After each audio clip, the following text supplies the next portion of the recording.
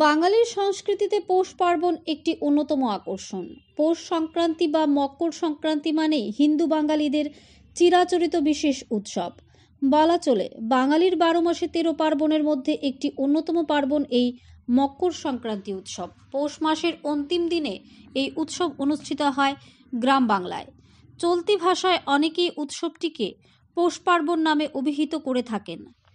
যান্ত্রিক ব্যবস্থার যুগে আমরা সভ্যতাকে যতই এগিয়ে নিয়ে যাই না কেন, বিজ্ঞানের অগ্রগতিতে আমরা যতই উপরে উঠি না কেন, তারপরেও চিরাচরিত সংস্কৃতি আমাদের পিছু টানছে। আর চিরাচরিত সংস্কৃতি আমাদের পিছু টানলেও হারিয়ে যাচ্ছে পুরনো সেই রীতি রেওয়াজগুলো। সেই আগের মতো পৌষ পার্বণের আনন্দ আজ আর যেন নেই। তারপরেও গ্রামাঞ্চলে এখনও কিছু তার আভাস পাওয়া যায়, কিন্তু তাতেও আধুনিকতার ছোঁয়া লেগেছে। তেলিয়ামুড়া মহকুমার গামাইবাড়ি এলাকা, বিশেষ করে গ্রামীণ এলাকায় পৌষ সংক্রান্তির 1-2 দিন আগে থেকে গ্রামের গৃহিণী থেকে শুরু করে গ্রামের প্রবীণ বৃদ্ধারা ও ব্যস্ত হয়ে পড়েছেন আলপনা দেওয়ার কাজে। উঠোনে নানা রঙের আলপনা দিয়ে সাজিয়ে তোলা হচ্ছে উঠোন। তেলিয়ামুড়া মহকুমার গামাইবাড়ি এলাকার এক বাড়িতে গিয়ে এমন দৃশ্য প্রত্যক্ষ করা গেল।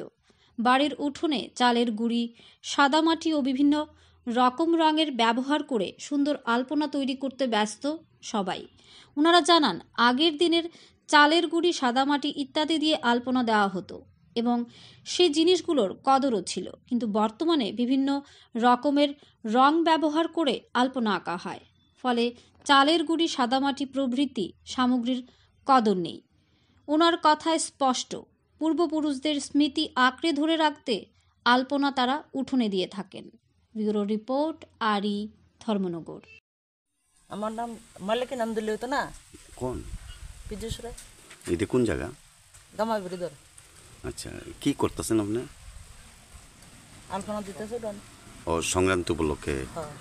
এটা কি আপনার যারা আগে করতো, বলতে আপনি শাশুড়ি টাশুড়ি মাটা তার থেকে শিখছেন?